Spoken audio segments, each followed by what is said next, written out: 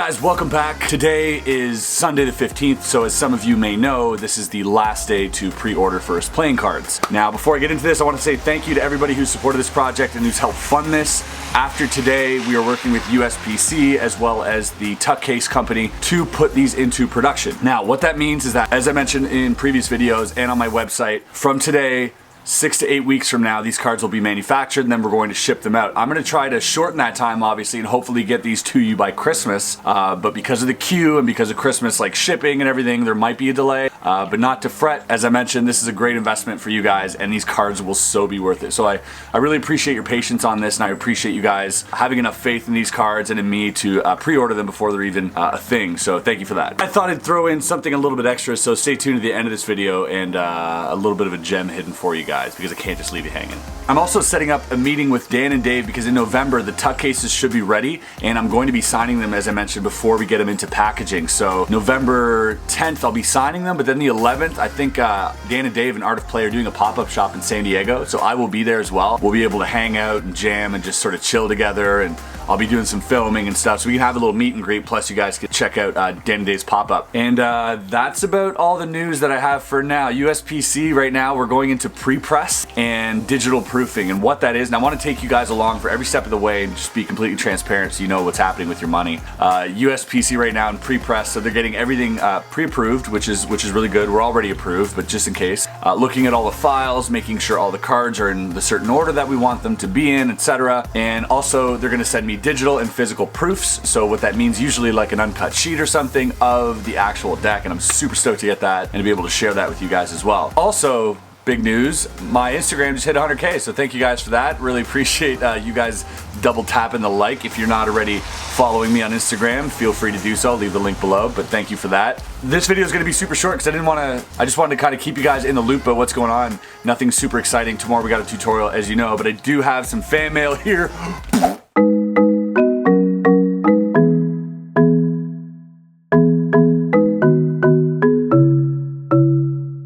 So we're gonna read some fan mail out while I'm outside on this beautiful, rainy, comfy, cozy Sunday day. So this one here, this is from a middle school. I won't reveal the name or the person who it's from, but actually I can reveal the first name. This is from Devin. Thanks, Devin. Super sweet. Devin just says, "Hey Chris, sorry for the handwriting, but whatever. If you want, you could read this. You could read this on camera." There you go, Devin. Shout out to Devin. He's like, "Honestly, you're my favorite performer, person, just ever."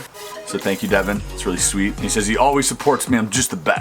So thank you, Devin. Appreciate that. Now we got something from somebody named Holly. Holly here with the 6 stamps. Look at the Pixar stamps. Thank you, Holly. Let's get into this. I haven't opened any of these, so I don't know what to expect. Holly says, "I love card magic and binge watch your videos whenever I can. I began card magic in August and am now eager for more material. You're a great magician, and being half as good as you are would be amazing." Oh, that's awesome. If you read this in a video and decide to send a deck, again, up to you. Please don't say which deck or give me a warning. Alright, you know what, Holly? I am going to send you a deck of cards. So, Holly, thanks for this handwritten letter. Super sweet, and I'll send something your way. So thank you for that again. Now here's the thing. I don't want to get like 500 of these handwritten letters in the mail next week, expecting everybody to get a deck of cards, because you'll run me dry. I'll be broke. But I do obviously appreciate the handwritten letters. You guys are pretty awesome for doing that. So, Holly, you got something coming your way. Thanks for that. Sean says, "Please don't read this on camera." So I will read it to myself. Next letter. This is cool. They kind of put the Knight's Ace on there. He says, "If you feature this on a video, please don't share any personal information. Got you. Been magic for roughly 1 year. Wanted to write you this letter to tell you about how much you have affected my life. Now let's start at the beginning." Oh geez. All right, let me get into reading this. Well, thank you so much for the amazing letter. You know who you are. I really appreciate it, and I really appreciate you guys sending these in. This is, you know, I don't always have time to respond to these things, especially on emails. I get a lot of emails from a lot of people. It's really hard for me to keep up with it, especially like these days with the first playing card launch, and I'm kind of like troubleshooting, and you know, a lot of people want to adjust their orders or change their address and all that stuff, so I'm taking care of all that as well at the same time. So don't feel bad if I don't answer your email or your comment or your handwritten letter, but I do read most of them, and I do appreciate you guys, you know, supporting me and sending me all this positive vibes. That's it for the video. Nothing super exciting today. Just wanted to kind of like touch base with you guys and let you guys know what was going on. So thanks for tuning in. Don't forget to like this video, subscribe if you're not already, and we'll see you tomorrow for another tutorial on Tutorial Monday. Have a good day. Peace. Alright guys, I thought I'd throw in something a little bit extra since you guys tuned in this long. Thank you for that. And the other day I put up a video with the haunted deck, and where you can kind of like spin and you can kind of like make the deck move by itself. Go check out that video if you haven't already. But a lot of you guys requested that I show you how to do the spinning double. So I'm just going to run through it. I don't think this merits a whole video, but basically what the spinning double is a bit of a convincer for a double lift. And that obviously is one card, 2 cards. So here's how that works. You want to get your double lift, so however you want to do your double. You can do it with the pinky count, or you can do it with a push-off, or whatever. I prefer push-off. You get those 2 cards, you turn them, and basically what you're doing is you're holding everything right now. Now I have 2 cards, obviously. I'm holding everything right now tight. I'm going to cock my wrist back like this, and when my wrist comes here, I'm going to let go.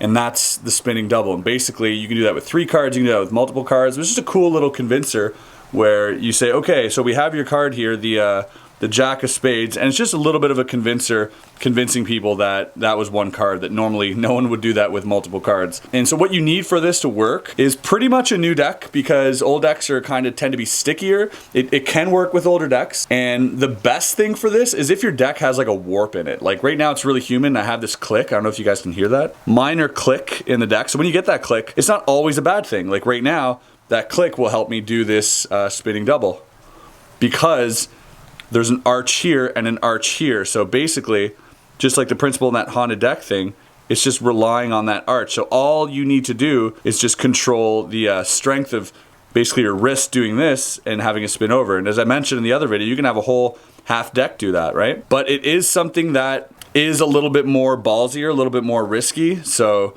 you need to play around with the deck first to make sure that this deck can do it. Don't go out and just try it straight up. Make sure you practice it, and then make sure the deck is right for it. It can be a more used deck, it can be a new deck.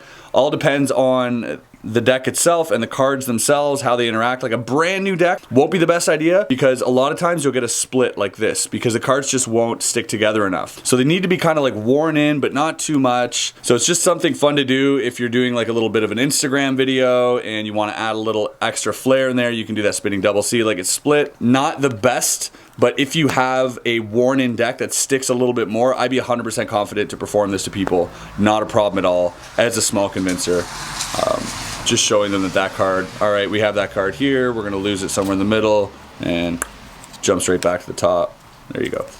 So that's the spinning double. Hope you enjoyed that. And that's it for me this week, so thanks for sticking in.